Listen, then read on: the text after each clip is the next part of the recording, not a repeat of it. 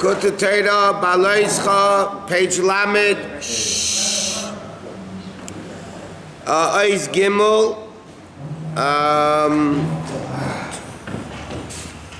2, 4, 6, 9 lines into the paragraph of Gimel. Okay, until now, the Alter Rebbe was explaining the mile of Avram Avinu, Halach and Aseh Negba. It was Momata L'Maila. He kept going upward in Avedis Hashem. But Aaron HaKohen is different. But Avram Avinu is called Avas Eilam because it's an Ava, it's understanding that comes from the level of Eilam meditation into the world. But Aaron HaKohen is Momaila Lamato, because the Aaron, like he says, is the letters Nira, okay, that you see it. No, what am I talking about? We're much further. No, we're, 4 lines to the end of the first column, all the way down. Okay, so he's explaining what's the level of Aaron HaKohen, that it comes near the Ayin Ba'ayin. What Aaron HaKohen wants is that the whole world should be Siv, that all Kabasa Yachtav, that Elokus should be revealed down here. Okay, 4 lines to the end of first column. Like the pasuk says, Asher Ayin Ba'ayin Nira Ata Avayin, that it should be seen eye to eye, V'anon Cha'imed Aleim, and the cloud will be standing over them. Pirush Ayin Ba'ayin. What does it mean eye to eye? Sheyir Ogili Elokus, that people down here should be the revelation of Elokus. To Kula Kamei Kole Choshek, that nothing, everything compared to Hashem is nothing, meaning Ein Eid Mulvada, not in a way of Milmata L'Maila, but in a way of Milmaila L'Mata. Va'on and Va'cheshech, and this cloud and darkness, Shemaster, which normally conceals Elokus, Yeda, we should see, Shu Anancha, that it's your cloud. In other words, the concealment is your concealment. It's Havaya Hor Likim, that Elokim is only from our perspective a concealment. But from reality, it's not a concealment. And we should see, Shem Mimcha HaKol, everything comes from you. Imkain, if that's the case, in reality, Ein Shem Hester V'Helam L'Fanav Yizbarich Chas V'Sholom. There is no concealment whatsoever from Elokus. Because Shalafanav by Hashem, Kachashecha Ka'eda, darkness and light is the same thing. So the ultimate goal of a Jew, according to the Aved of Aaron HaKohen, is that we should see Elokus down here, which means that Hashem's perspective of world, that He exists and world doesn't, should become visible to us in a way that we realize that the only thing that exists is Hashem. The concealment that is in the world is because Hashem made the concealment, because our avodah is to unconceal the concealment. Ya'avazu shebechinas riyah. Riyah is called Ava Rabba. Okay?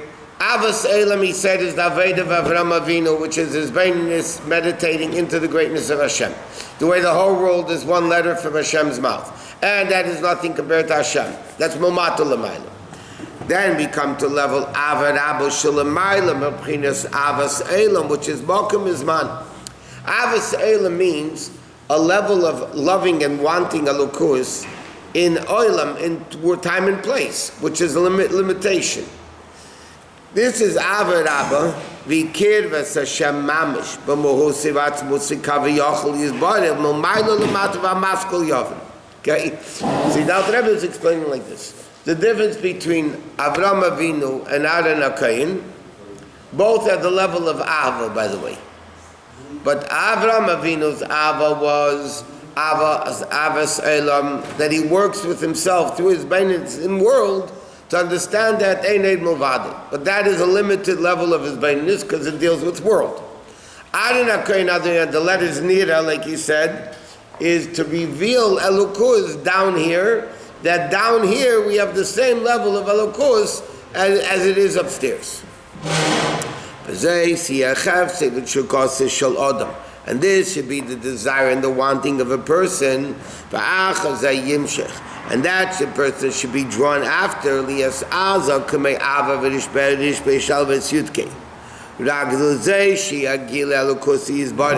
What does he want? All he wants is godliness to be revealed down here. Therefore, When darkness, master, therefore this person, when he feels and realizes the concealment of godliness in the world, he'll become very embittered. It's going to bother him that Elokus is not revealed. That's what really bothers the person. Not what he's eating and what he drives and what he lives and what he does. And what bothers the person is Elokus is not revealed in the world.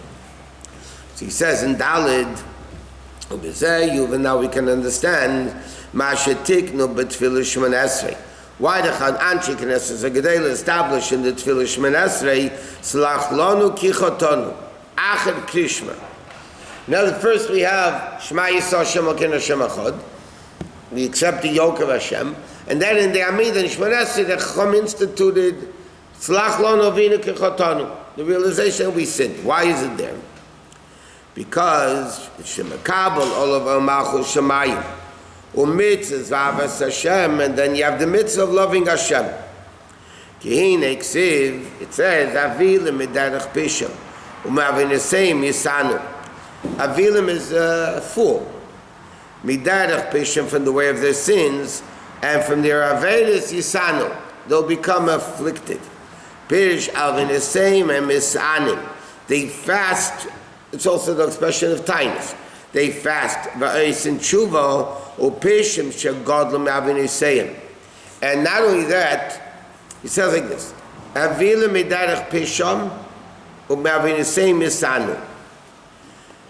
Pisham, there's different levels of sin. We learned already many times. There's chet, there's oven, there's pesha.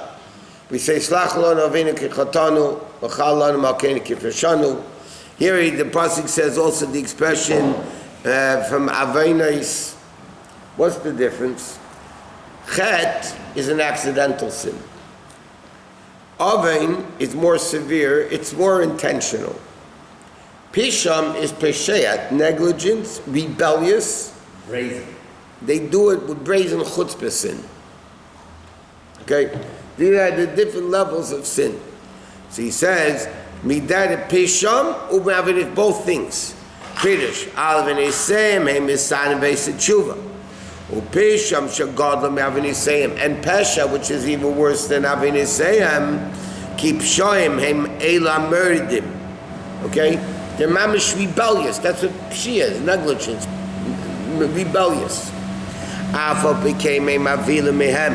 Kulayodu, Derech Pisham, they don't even understand what they accomplish when they sin. It says derech pisham. It's not. It doesn't say avila mi pisham, mi derech pisham. What's the way of the pesha? Al mi derech pisham kaderech hagayim lepresha.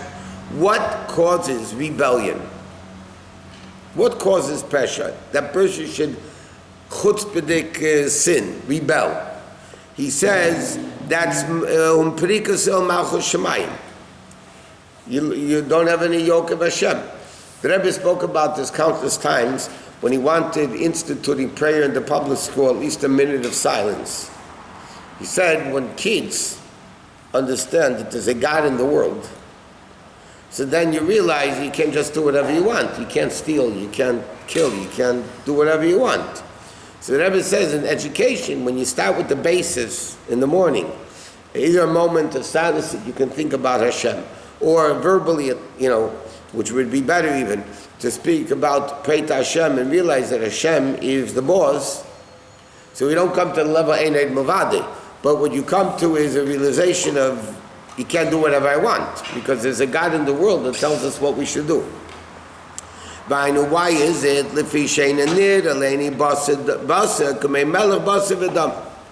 He says, when you see a physical king, it's tangible, you see him, it causes awe.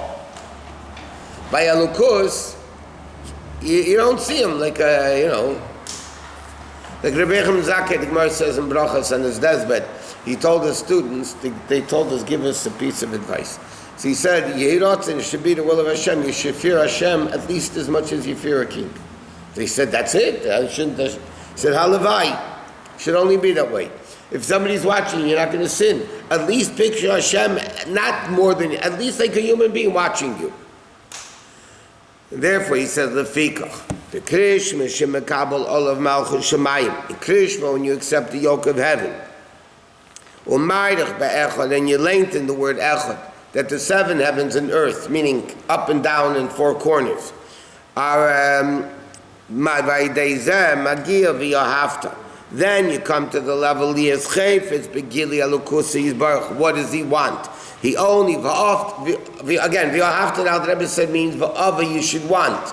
That Havaya becomes Elokecha, he explained before. That means the level of Yud Kevavke, the supernatural, that Eined Movadai, should become Elokecha, it should become our nature. That means we should understand it physically, that Eined Movadai, V'shalayach Shechacheshech Mimenu. And then, Ba'azai Yismar Mamaid, and then when a person realizes that he threw off the yoke of Hashem, then Sheyesh Chet Upesha, then he can understand what a sin is. In other words, like this: in order to understand that you're doing something wrong, is dependent on how much you realize that that you did something wrong. I mean, a person, when he doesn't think he did something wrong, that's worse. When you know at least you do something wrong, and then, in other words, you have a Malchus Shemayim. Once you have a Malchus Shemayim, then you can understand, so what did I do? How did I sin? If I don't understand what Hashem is, so then I don't understand what I did wrong. Yeah, there's no connection. Why is a child under Bar Bas Mitzvah not obligated or not liable for mitzvahs? Because they don't know what they're doing is wrong. If you don't know, then you can't be liable for it.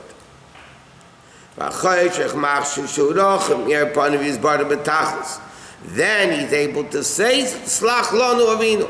Then he can understand that he did something wrong.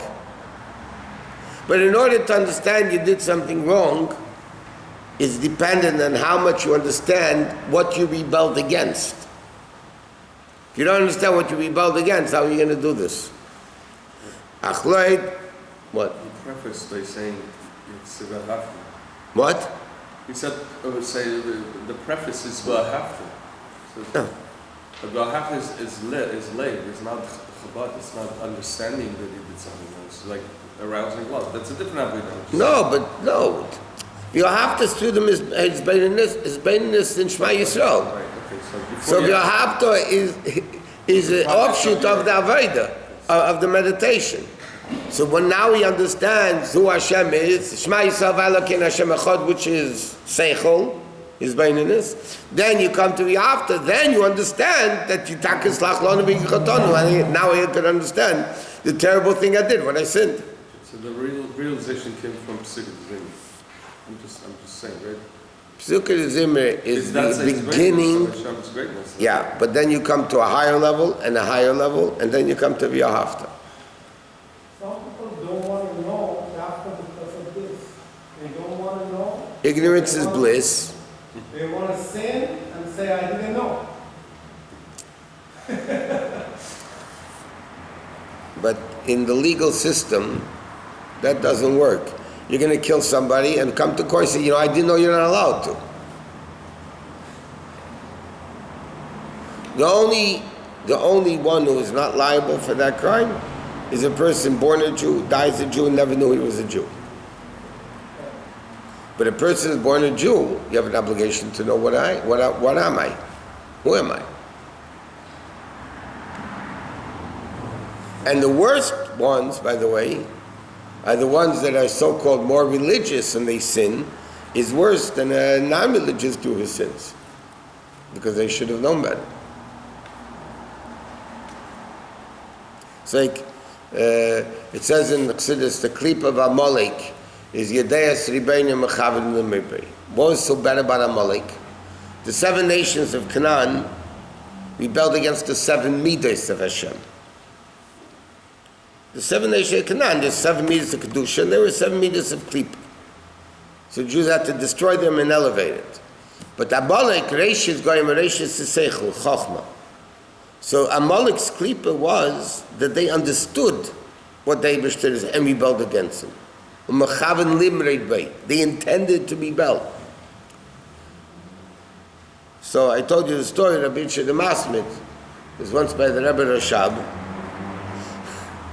and he wanted Rebbe Rashab stopped him mid-sentence, but he basically wanted to tell the Rebbe Rashab that people that learn Chassidus is really a deus ribaynu mechaven limrei. Because if you don't learn Chassidus, you don't know about God. You learn Chassidus. He wanted to say that the truth is a guy that learns Chassidus a lot is really the klip of Amalek or mechaven limrei, who rebels against Hashem because they understand, they learn a little bit. But he stopped him mid-sentence. He didn't let him finish the statement. But the truth is, somebody who knows better, like everybody's mother tells him, you should have known better. Everybody else who cares, but you should have known better. A person who's more religious and does something wrong is more liable. Yes. Okay? But there's always psychological limits, even with the religious groups. Every sin is ruach shtus. But temporary insanity doesn't work in halacha, in Torah. No, illogical. People are ignorant, they have less stress on their subconscious. No. So? In real life. That's why you can't, you can't judge anybody until you're in their place. No, the only one that could, says also in Pig, Altidan Yechidi. Shindan Yechidi ala echad. Simply means you shouldn't sit as a judge singular, only Hashem judge. So it says, Altidan Yechidi, don't judge an individual. Shindan Yechidi ala echad, only Hashem could judge. Because Hashem knows what his situation is, what his tests are, what his challenges are, and if he could overcome it or not. Nobody else can know that. So yeah, the Eibishter is the one that makes you and me and him and her and says, this is what you could do and this is what I expect from you. No two people are the same. What's expected from you is not what's expected from me or from him or from him or from him or from her. Everybody's expected different. Not only that, in the different stages of life, as we all know, more is expected from you as you grow older. Well, usually when somebody knows the specs, specification, we know this is right, this is right, this is wrong, this is wrong. That's Torah, no? But somebody who doesn't, So therefore, that's God's business, not mine and yours. So he says, though, it's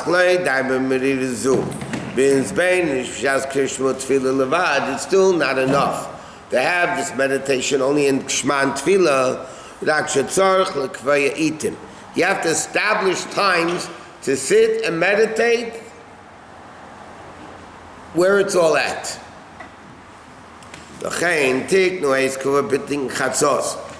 in the time of Tikkun Chatzos, forget it. To awaken this meridas in his nefesh,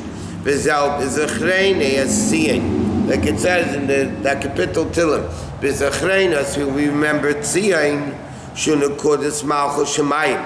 By day, Ameridas through this bitterness, meaning realizing how great, what's the meridas? Like the Alter Rebbe says in Tanya, the greatness of Hashem and how far you are away from Hashem. Doesn't mean you're sinning. Depression means you're no good. Meridas means, in fact, Hashem is super great, I as a human being is super low, but I can connect to that Hashem. So the meridas is basically not thinking I'm great, but really I'm nothing because look how far I am away from Hashem. And then he gets the Zeich Lebechinas Gila Lukusi Yisbarich. I didn't say only at the time of Tikkun Chatzos, but if someone doesn't say it. Today we don't say Tikkun Chatzos. I know, so if you don't do... So it's Krishma Lamita, it's Thursday nights, it's whatever. Tachnun, it's when you say Tachnun, no? Yeah, but you say that Tachnun is chick-chack, you know. You finish it before you start it. But this is times a person makes a real cheshbon on nefesh. But see, even Chassidus explains The famous Gemara, Rabbi Yechim Zaka on his deathbed, his students came into him, and they found that he was crying. Famous Rabbi Yechim Zaka. He said to him, "Why are you crying?" So he said, "I see in front of me two paths. Echad leGan Eden, ve'echad leGehenim, ve'eni yedei be'ezeh derech melichan eisi." I see, and now I'm dying. I'm facing reality. I see two paths, one Gan Eden and one Gehenim, and I don't know where they're taking me to. I don't know which one I'm going to. So Chassidus asked the question. The Gemara says about Rabbi Yechim Mizaki was the youngest student, not youngest in age, but the youngest of Hillel's 60 Talmidim, and the Gemara says how great he was. He knew the language of animals, everything. In Torah, he never walked 4 amos without Torah and Tefillah. I mean, he was unbelievable great. So Chassidus, he doesn't know where, if he wanted to Gehenim or Gan Eden, was he a fool? So Chassidus explains like this. When a person has a business, the business is open 9 to 5. During 9 to 5, he doesn't sit down and make a reckoning of the business, because then he's losing time for making a sale.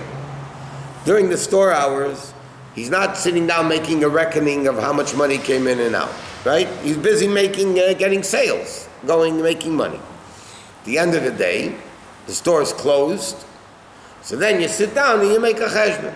How much money came in, how much money came out. So Rabbi explains that Rabbi Yechim Zakai, his whole life was store hours. His whole life, he was doing more mitzvahs. He never had a time to sit down and make a reckoning, because in that time of reckoning, he could do more mitzvahs. He could learn more Torah. So Rabbi Yechim Zakai, his whole life, like the store was open, there's no time to make a cheshbon and nefesh. Now he's on his deathbed. In lo yachshav emosai, now he needs to make a cheshbon. So now he woke up. He just woke up to see, where am I in my life? So that's why he cried and said, I don't know if I'm going to get Eden again. But until then, he never made a cheshbon. He was too busy doing mitzvahs. So the time of cheshbon is not the whole day to make a cheshbon, because that's a cop-out, by the way. That comes from the Yetzer Hara. For a person to sit and say, let me make a cheshbon 20 times a day where I'm at. What happens from that? He ends up not doing mitzvahs because he's busy making a cheshbon. That could also come from the Yetzer Hara. Meanwhile, he gets you not to do mitzvahs. Being sad, being sad, that's all. Atzvus comes from the Yetzer Hara. Nefesh Abamis. It's a very simple way to dress it into Kedusha, not to do mitzvahs.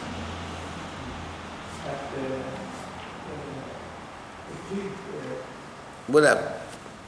Okay. How do you establish a border between being content and happy and equality?